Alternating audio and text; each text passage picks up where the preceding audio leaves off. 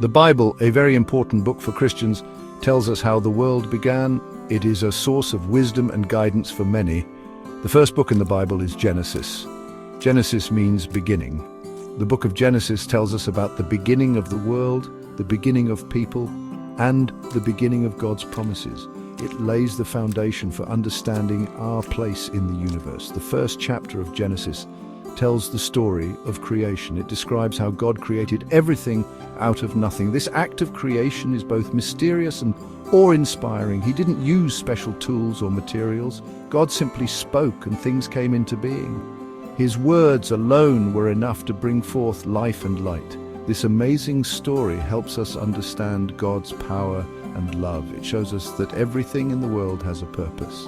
The creation story is important because it reminds us that God is the creator of everything. Every element of nature, every creature, and every human being is part of his grand design. He is powerful and wise, and he has a plan for everything he made. His wisdom is evident in the intricate details of creation.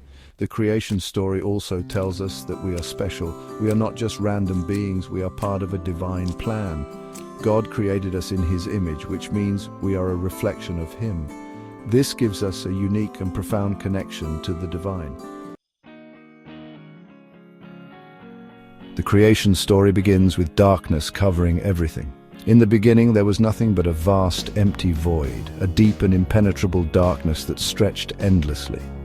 This darkness represents chaos and emptiness, a world without form or purpose, waiting to be shaped and filled.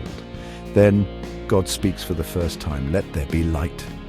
With these words, the first act of creation begins. And suddenly there was light, a brilliant, radiant light that pierced through the darkness, bringing clarity and vision. God saw that the light was good, and he separated it from the darkness. This separation marked the beginning of order in the universe. God called the light day and the darkness night. This naming gave identity and purpose to the cycles of time. This first day of creation shows us that God brings order out of chaos. He transforms the formless into the structured, the empty into the filled. He has the power to transform emptiness into something beautiful and good. The light symbolizes hope, renewal, and the beginning of life. The creation of light also symbolizes the beginning of time. It marks the start of a new era, a new chapter in the story of the universe. God created a world with a rhythm of day and night, a pattern that continues to this day. This cycle of light and darkness governs our lives and the natural world.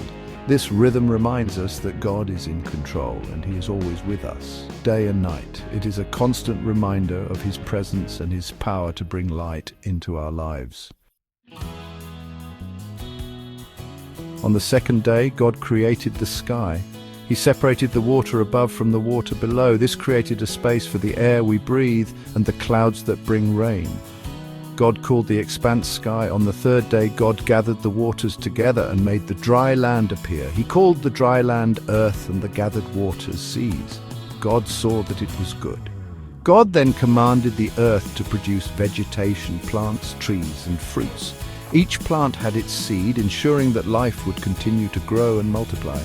The creation of plants on the third day reminds us that God provides for our needs.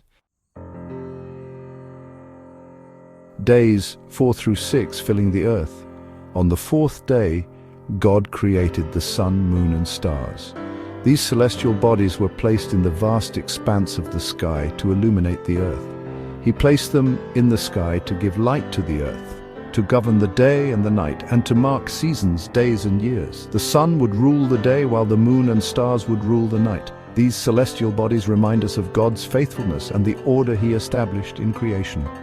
They serve as a constant reminder of the rhythm and balance in the universe. On the fifth day, God created the creatures of the sea and the birds of the air. The oceans and skies came alive with movement and sound.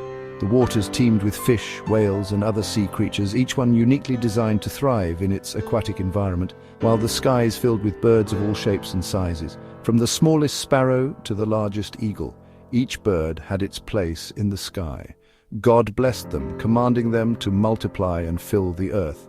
He ensured that life would continue to flourish and grow. On the sixth day, God created the land animals. the earth became home to a vast array of creatures, each one perfectly adapted to its surroundings. He made all kinds of creatures, from tiny insects to large mammals. Each species played a crucial role in the ecosystem. Each animal was unique and perfectly suited to its environment. Their diversity showcased the creativity and wisdom of their creator. Then, God created humans in his own image. Unlike the other creatures, humans were given a special role and purpose. He gave humans the responsibility to rule over all the other creatures and to care for the earth. This stewardship was a sacred trust, reflecting God's own care for creation. Conclusion: our place in creation. The creation story ends with God resting on the seventh day. This day, called the Sabbath, is a reminder that God finished his work of creation and declared it good. It's a day for us to rest from our work and remember God's amazing creation. The creation story is the foundation of the Christian faith.